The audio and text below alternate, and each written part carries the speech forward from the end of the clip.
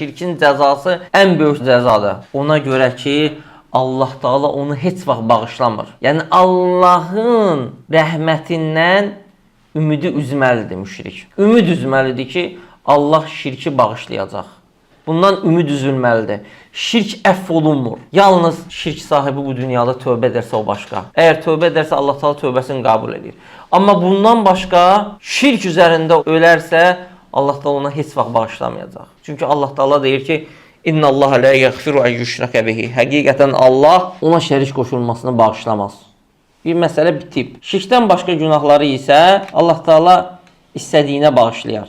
Çünki Allah Taala deyir ki, "Və yaghfiru ma dun zalika limen yasha." Şirkdən başqa kiçik günahları isə, ondan aşağı günahları isə dilədiyinə bağışlayar. Amma şirkə gəldikdə isə şirk bağışlanmanı qəbul etmir.